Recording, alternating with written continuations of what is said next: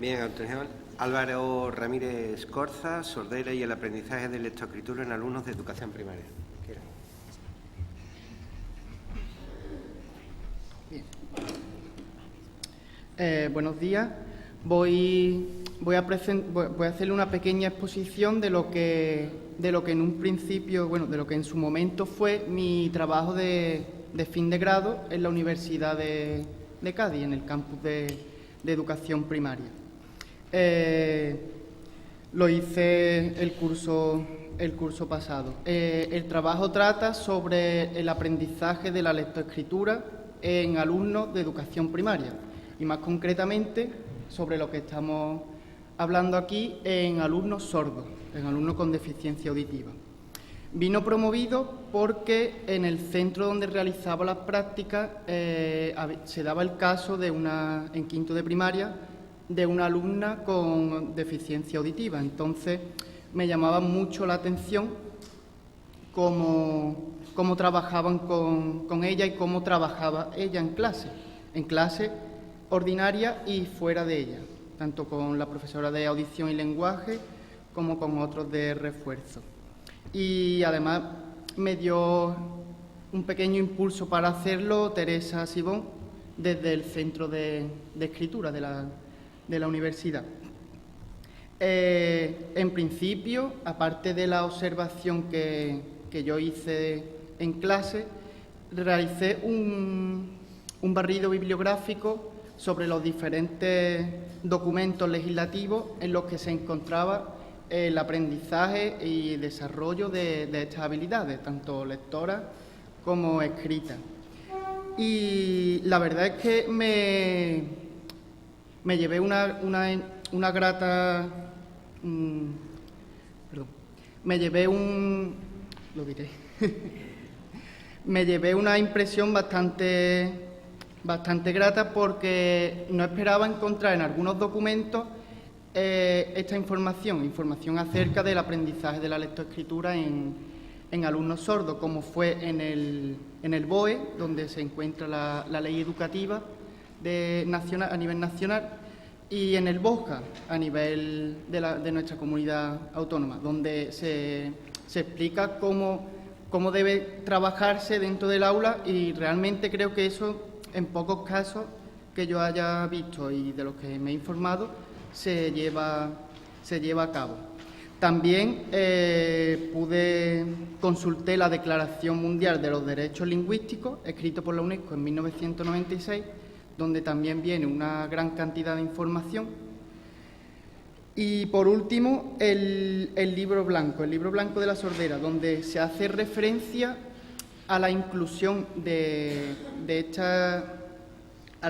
la lengua de signos dentro de la educación como área curricular, ya que las familias demandan cada vez más que a sus hijos se les ayude y se trabaje con ellos dentro del propio centro.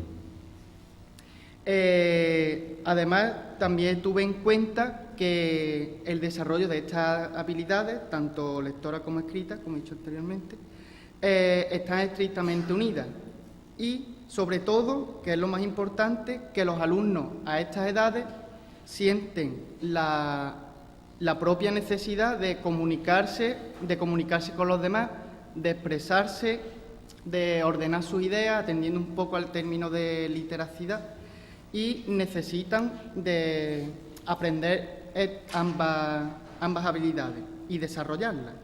Por lo tanto, desarrollé una serie de actividades para que pudieran aprender las habilidades que ya he dicho y de apoyo a la escritura. Lo fundamental en lo que me basé fue que este aprendizaje fuera lo más completo posible y que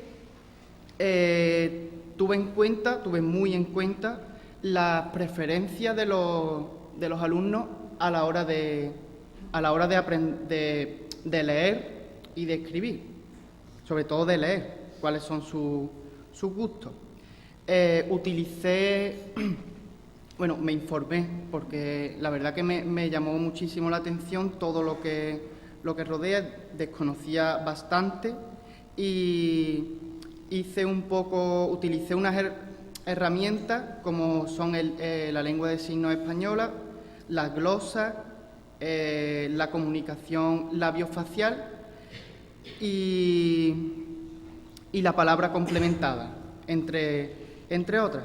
Y diseñé estas actividades para el caso de la alumna que he dicho antes, de quinto de primaria, que estas actividades pueden llevarse a cabo con los demás ejercicios de clase, con el transcurso de los ejercicios ordinarios, yendo incluido dentro de la programación. Bien. Por ejemplo, una de las actividades que desarrollé, que me parece bastante importante, es el refuerzo de la linealidad a la hora de leer, de izquierda a derecha. Entonces, con unas fichas donde aparecían unas imágenes de unos dibujos cotidianos, de la vida cotidiana, los alumnos iban nombrando cada dibujo, el nombre de cada dibujo, en el orden, en la linealidad en que se lee. Entonces, reforzaba ese campo. Otra de las actividades que diseñé, bueno, estoy haciendo un poco un resumen de las actividades.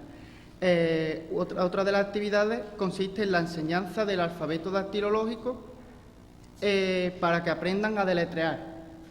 En principio, deletrear su nombre y después tener en cuenta cómo se escriben las palabras a partir del deletreo, si llevan H o no llevan H, si se escriben con J, con G, también un poco de apoyo a la escritura y a la lectura, más que nada. Y otra de las actividades que también llevé a cabo fue el refuerzo de los ordinales, trabajando a partir de recetas que se pueden llevar a cabo por alumnos de estas edades. Entonces, cada paso se iba marcando como lo hacen los signantes, señalando cada dedo. Por ejemplo, el primer paso, en una receta, en este caso puse una receta de cómo hacer un sándwich. Muy fácil, pues cada paso, primer paso, cogemos 2 rebanadas de pan.